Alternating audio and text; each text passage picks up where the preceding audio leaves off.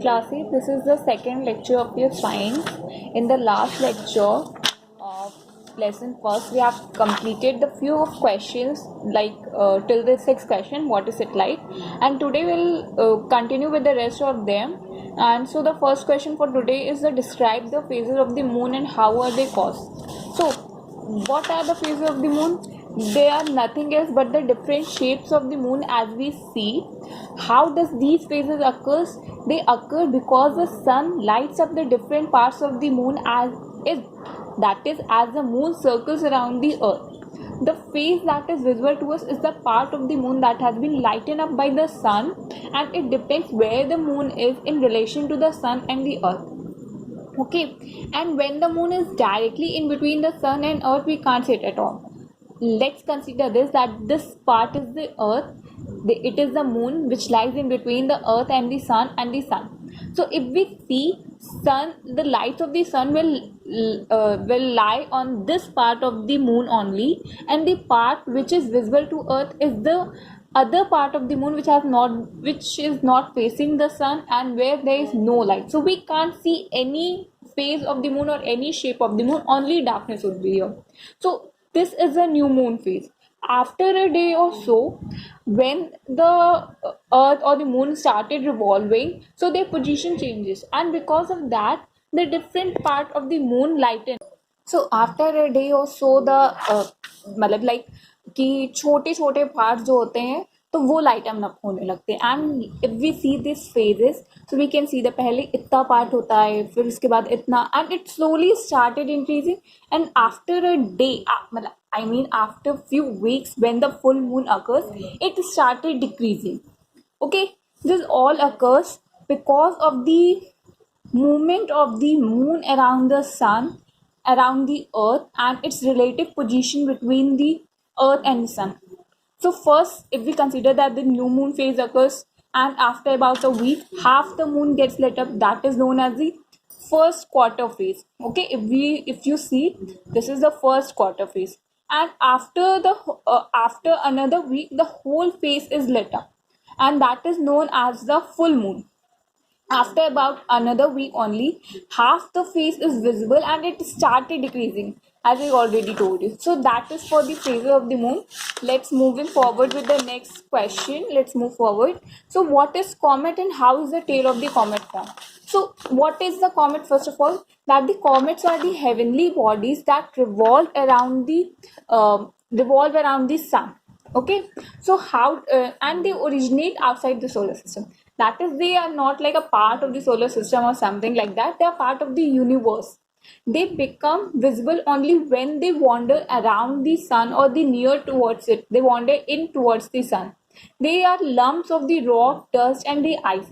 And how do they visible? That is when they wander in towards the sun, that the temperature starts decreasing, and since the temperature start increasing, and because of that, since the comets are made up of the ice, their ice melts and they turn into gas. With this, some of their dust also comes out, and the cloud of the gas and dust forms around the comet. Okay, so and as soon as they started moving towards the sun more and more, so due to that the temperature increases more, and this reflects the sunlight and makes the comet visible. As it flows, so more and more gas, dust, and given off, and the comet at that stage becomes brighter and also grows a tail. And if we consider the example, then the Halley's comet that appears after every 76 years, it appears in the year 1986 and is expected to in the 2061. And okay, let's continue with the next question, which is what are meteor and meteorites? Meteors are the small objects made mainly of the stones which is present in the space. They regularly enter the Earth's atmosphere, but as the meteor enters the atmosphere at a higher speed, so due to the friction with air, and most cases it burns, that only the ashes formed and it doesn't enter completely inside the earth. As it it heats up and burns, it appears as a glowing streak of light. मतलब कि केवल एक हम लोग को जैसे लगता है कि रोशनी की किरण जा रही है, टूटता तारा जिसको कहते हैं. So it also known as the shooting star, and though it is not a star at all. Okay. And what are the meteorites? If the meteor is larger, it does not convert completely into ashes when it is traveling towards the earth, that it doesn't completely burn up, and when they fall on the earth's surface before being completely burned out, such meteors are known as the meteorites. The next question is, what is the difference between a star and a planet? So first of all, what is a star? It is the intense hot glowing ball of the gas जो कि खुद अपनी light emit करती है. But if we consider the planet, it does not have a light of its own. It only visible or bright enough because of the light of the sun. Okay. Now this star appears twinkling at night, but the planet shines steadily because of the light of the sun, that it does not changes or something like that. But in this star, they emit their own light and heat due to nuclear reaction. There are millions of stars, but if we consider about the planet, there are only 8 planets. Stars are very big in size, but if you see in the night and the night sky, what do you see? Is small. It's just because of the large distance from the earth, between the earth and the star. And the planets are very small in size as compared to the stars. Stars do not change their position in the sky, but the planets do change their position as they move around the sun, and their position changes day by day. A star appears to be moving from east to west, whereas the planets move around the sun from west to east. A star is a huge mass of gas and its temperature is very high. A planet is made up of either gas or rocks, and its temperature depends upon its distance of the sun. That is, the planet which is closest to the sun would be having the highest temperature, and the planet which is farthest from the sun having the lowest temperature. So let's move forward to the next question, which is, what are constellations? Okay, so constellations are the group of stars. We already studied about the star in the last question.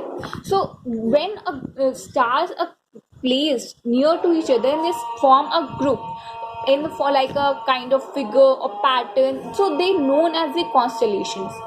If we talk about the constellation in Indian terminology, they are known as the nakshatra.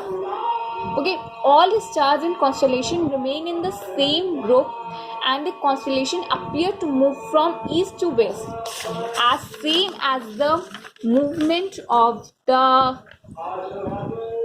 star. See, the star appears to be moving from east to west, and just because all these stars move from the east to west, the constellation also moves from the east to west as Earth rotates from west to east. About 88 constellations are known. Some of the very famous constellations, like consider the examples of them, that is Ursa Minor, Little Bear or Dhruv, Matsya, Orion, Kalpurush or Hunter, Draco, Dragon or Kalea, Ursa Major, Auriga, Cassiopeia, Cygnus, Lyra, Pleiades and Scorpio. See the formation of the Ursa Major, Ursa Minor, and here it is Orion and Scorpio. Let's move forward to the next question, which is, what are the artificial satellites and what are the uses? I already told you about the satellites, and it is same as artificial satellites are the man-made, which is sent to the space for some reasons, for purposes, and they circle around the planet. You have all, while we were discussing about the satellites, I told you that the moon is a natural satellite that orbits around the body in space, that is the earth, if we consider the moon. Okay, there are the examples of the artificial satellites which are made by the man. First one is the USSR, and if we consider that the Indian satellites, when the first satellite was launched on 19 April 1975, its name was Aryabhat. Next one was the Bhaskar, and so on. So let's talk about some application of the artificial satellite, that why our scientists made these satellites, why do we send them in space, and so on. So the artificial satellites send signals to radios, TV, satellites, sets, mobile phones, etc. So all those satellites which send these type of signals are known as the communication satellites, as because of them only the various shows telecast on them. And there are some navigator satellites also who used to help, or who help the ships, aircrafts, and even some cars to find the location where they, like when they're moving to unknown place or something like that, using these satellites only, GPS. So they get to know where, in which direction they have to move. Some satellites also send information about the universe. Satellites are used by the scientists to observe the Earth or the different planets to find heavily populated or damaged forests. If we talk about the Earth, so they try to find the heavily populated or damaged forests so that they can take necessary steps to repopulate or to take care of those forests. Military satellites are sent signals about the movements of missiles, ships, and soldiers, because military satellites होती हैं और missiles होती हैं बहुत fast speed में move करती है, so we can't like literally or using some man-made on the earth only we can figure out their speeds, their position, or something like that. So for that purpose, even satellites are used. Weather satellites take pictures of the movements of the clouds to forecast the weather conditions and all.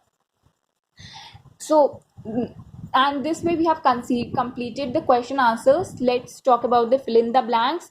The first one is the dash, and the dash in space make up the universe. So what the earth and the heavenly bodies in space make up the universe. What is the center of the solar system? Sun. Which is the third planet farthest from the sun? Mercury. Venus. Earth is the third planet, which is called the red planet. Mars. Eighth planet from the sun. Neptune. 1 parsec is equals to 3.26 light years, and 1 AU equals to 1.5 into 10 to the power 11 meter. Stars are huge balls of the gases held together by their own gravity. Talking about the match the columns. So what is the light year? One light year equals to 9.46 into 10 to the power 12 kilometer. Parsec we have already seen over there. So 3.26 light years the parsec. Ursa Major, what is this? This is the Great Bear constellation. Orion is the Kalpurush constellation. Halley's Comet, it was launched, we have seen this in 1986 year, and after 76 year in the year 2061 you see it again. Moon, natural satellite, constellation 88 constellations, and Jupiter, biggest planet of the solar system. Okay, so that's it for the first lesson. Do all the questions in your notebook, and we'll discuss all. If you have any doubts in the class, or do comment.